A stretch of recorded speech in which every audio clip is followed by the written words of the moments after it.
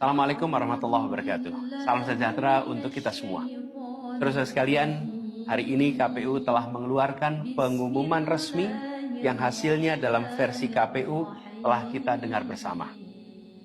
Tapi dalam sebuah pemilihan, proses itu tidak kalah penting daripada hasilnya.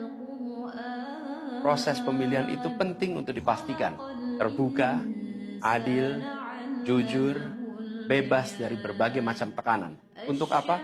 Untuk menjamin bahwa semua suara yang memenuhi syarat akan didengar dan akan dihormati. Proses pemilihan ini penting untuk dijaga agar memastikan legitimasi, kepercayaan, dan inklusivitas dalam hasilnya. Tanpa proses yang kredibel, legitimasi calon yang terpilih atau legitimasi keputusan bisa menyebabkan keraguan. Maka menjaga integritas pemilihan adalah fundamental untuk kelangsungan demokrasi dan untuk terpenuhinya aspirasi masyarakat secara keseluruhan. Atas dasar itu, izinkan kami menyampaikan pernyataan untuk mendakapi proses pemilu yang sejak awal hingga saat ini.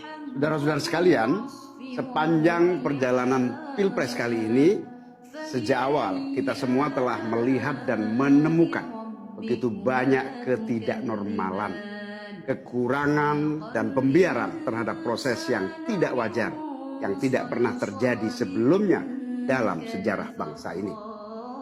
Sudah menjadi rahasia umum, berbagai kekurangan ini telah kita temui sejak jauh sebelum pencoblosan. Mulai dari rekayasa regulasi sampai ke intervensi alat negara. Dan semua ini telah menjadi catatan media serta jadi catatan publik.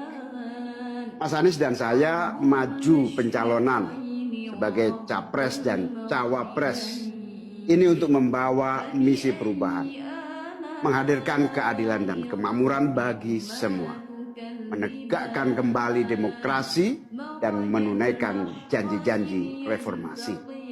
Dan berdasarkan catatan dari KPU tadi, ada puluhan juta orang yang menitipkan suara kepada kami berdua.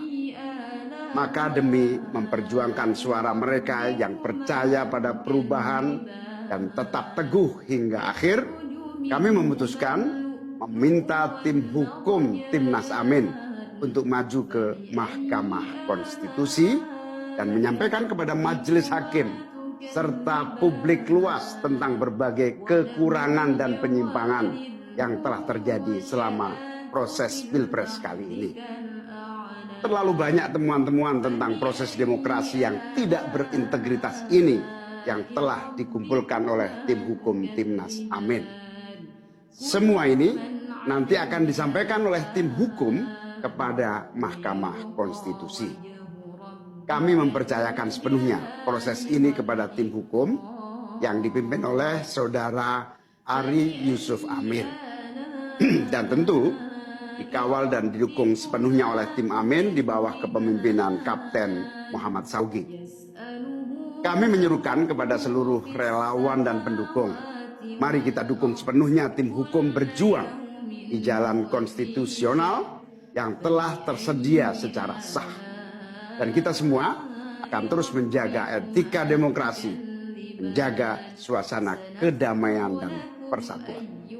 Saudara sekalian, kepemimpinan yang lahir dari proses yang ternodai dengan penyimpangan, dengan kecurangan, akan menghasilkan rejim yang outputnya nanti, keluarannya nanti adalah kebijakan-kebijakan yang penuh dengan ketidakadilan. Dan ini yang tidak ingin kita temui di Indonesia. Kita tidak ingin ini terjadi. Dalam prinsip negara demokrasi modern, ketika melihat ketidaknormalan, ketika melihat penyimpangan demokrasi, maka langkah yang dilakukan bukanlah marah-marah lalu melakukan agitasi kepada publik, tapi langkah yang dilakukan adalah mengumpulkan semua sinyalemen, semua bukti-bukti untuk kemudian nanti dibawa ke depan hakim, ke depan Mahkamah Konstitusi. Ini ciri pribadi, ciri organisasi, dan ciri negara yang modern, yang matang, yang beradab. Karena itu sejak awal kami katakan, kami tidak akan gegabah Walaupun kami merasakan sejak masa kampanye sampai pemilihan terlalu banyak ketidaknormalan, penyimpangan yang kami alami. Tapi kami memilih untuk mengumpulkan itu semua secara hati-hati, melakukan validasi, memastikan akurat.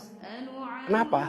Karena kita ingin negeri ini, negara tercinta kita ini terus maju, makin matang dalam berdemokrasi, makin matang dalam bernegara. Dan ini kita kerjakan dengan keseriusan. Kita tidak ingin proses demokrasi yang terjadi membuat kita mundur mendekati masa pra-reformasi.